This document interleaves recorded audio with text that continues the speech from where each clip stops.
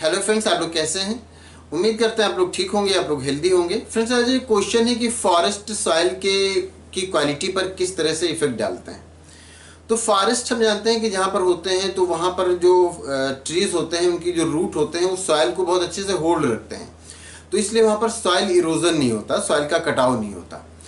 और जो बारिश होती है फॉरेस्ट एरिया में, जब बारिश होती है तो जो बारिश की बूंदें हैं वो डायरेक्ट ज़मीन पर नहीं पड़ती हैं, सीधे ज़मीन पर नहीं पड़ती हैं। तो इसलिए ज़मीन पर उनका डायरेक्ट फोर्स भी नहीं पड़ता और इसलिए भी सॉइल इरोजन, सॉइल के कटाव से ज़मीन बची रहती है। मतलब ये कि जब वो बारिश होती है तो पहले पत्तियों पर पानी गिरता है और फिर उनसे ज़मीन पर आता है, या फिर तने के थ्रू नीचे बारिश का पानी आता है। तो एक तो सीधे नहीं गिरता, तो इससे सॉइल इरोजन ईजिली नहीं होता। और दूसरा ये भी होता है कि वो जब वाटर धीरे धीरे करके ज़मीन पर आता है तो इससे जो वाटर का एब्जॉर्प्शन होता है ज़मीन में वो अच्छे से होता है।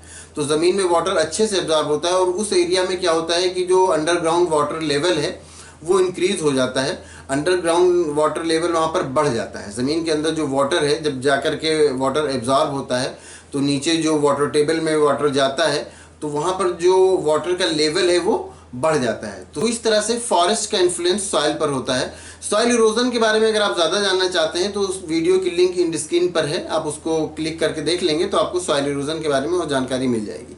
उम्मीद करते हैं जानकारी आपको इंटरेस्टिंग लगी होगी और आपको आपके क्वेश्चन का आंसर मिल गया होगा। अगर इसमें कोई कन्फ्यूज़न है या किसी तरह का कोई और क्वेश्चन है तो आप पूछ सकते हैं। Thank you.